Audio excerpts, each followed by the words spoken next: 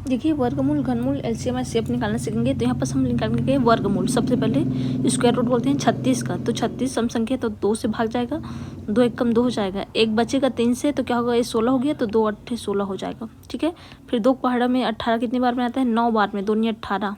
ठीक है, फिर 3 की पहाड़ा में 9 कितनी बार में आता है, 3 बार में, फिर 3 एक कम 3 हो जाएगा। ठीक है, मतलब इसको हल करेंगे तो हमारा मान क्या आएगा, 2 गुणित 2 गुणित 3 गुणित 3 आया। ठीक है, इतना आया। और क्या होता है वर्गमूल, मतलब क्या हो जाता है, 2 का जोड़ा बनाना है। देखिए वर्गमूल में मतलब 2 का जोड़ा, तो यहाँ पर मान हमारा क्या आएगा, 2 गुणित 3 आ जाएगा।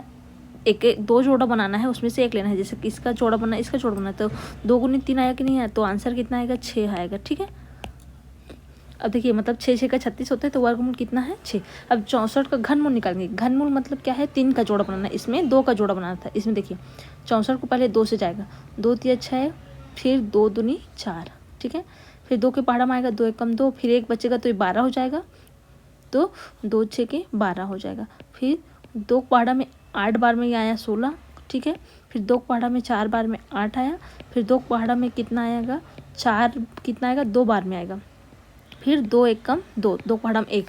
तो अब इसमें कितना का जोड़ा बनाना है, 3 3 का, तो यहाँ पास 2 गुणित कितना बार 2 है, देखिए 1 3 बार, फिर 3 6 बार है, मतलब क्या होगा हमारा, 2 गुणित 2 गुणित 2 गुणित 2 गुणित 2, कितने बार लिखना है, 6 बार। देखिए 3 बार और ये 3 बार। ठीक है, तो हमारा आंसर कितना आएगा, 2 गुणित 2 बराबर कितना हो जाएगा, 2 और 2 का गुना 4। ठीक है, मतलब 4 की घात 3 करेंगे तो हमारा मान कितना आएगा, 64।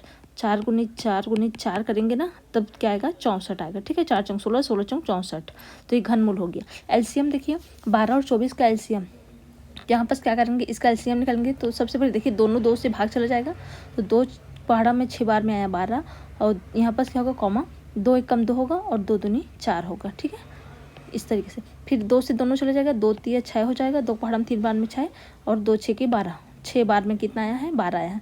फिर 2 से जाएगा, ठीक है, 3 जैसा का तैसा, जो नहीं जाता उसको सेम लिख देना है। अब 2 3 बार में 6। ठीक है, फिर यहाँ पर क्या होगा, अब 3 से जाएगा, 2 से नहीं जाएगा। ठीक है, तो 3 एक कम 3 एक कम, तो हमारा यहाँ पर क्या आया, जो गुणनखंड आएगा, 2 गुणित 2 गुणित 2 गुणित 3 आया। ठीक है, सभी को क्या करें हैं, इसको गुना करके लिख दिए, तो सभी को गुना कर देंगे तो हमारा मान आएगा 2 गुणित 2 कितना होगा, 4, 4 दूनी 8, और 8 और 3 का गुना करेंगे तो 24, तो 24 इसका क्या रहेगा, हमारा आंसर रहेगा। इसी तरीके से एचसीएफ क्या होता है, एचसीएफ निकालेंगे तो क्या होगा, यहाँ पर अलग अलग गुणनखंड करेंगे। ठीक है, तो यहाँ पर 18 का अलग निकालना है, 18 है ना, इसका अलग निकालेंगे तो क्या होगा, 2 नहीं 18, फिर 3 से जाएगा, 3 3 9, और 3 एक कम 3। ठीक है, इसी तरीके से 24 का निकालेंगे तो क्या होगा, देखिए 2 एक कम 2, 2 दूनी 4, 2 6 के 12, 2 3 6, और 3 एक कम 3 हो जाएगा। तो यहाँ पास जो माना है उसको यहाँ लिख रहे हैं। देखिए 2 गुणित 3 आया, 18 का है ना, 18 बराबर इतना, और 24 बराबर कितना आया है, 2 गुणित 2 गुणित 2 गुणित 3 आया है।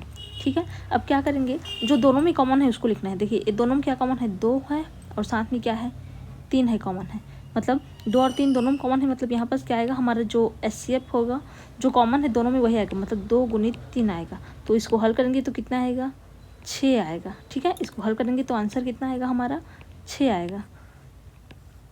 तो यहाँ पास एचसीएफ कितना निकल गया, 6। ठीक है, एचसीएफ कितना हो गया, 6। एलसीएम कितना आया है, 24, और जैसे घनमूल कितना आया है, 4। याद रखना वर्गमूल में 2 का जोड़ा बनाना रहता है, जो गुणनखंड किए हैं अभाज्य गुणनखंड। ठीक है, और घनमूल में 3 3 का जोड़ा बनाना रहता है, इस तरीके से। और एलसीएम में क्या करना है, हमको सभी का गुणनखंड करके जो आया है उसका गुना करके आएगा मान, वही लिखना है। एचसीएफ में करना पड़ता है, दोनों का अलग अलग गुणनखंड करेंगे जो दोनों में कॉमन है। मान लो 3 संख्या रहता है तो तीनों में कॉमन देखते हैं, तो इस तरीके से निकाल सकते हैं। Thank you.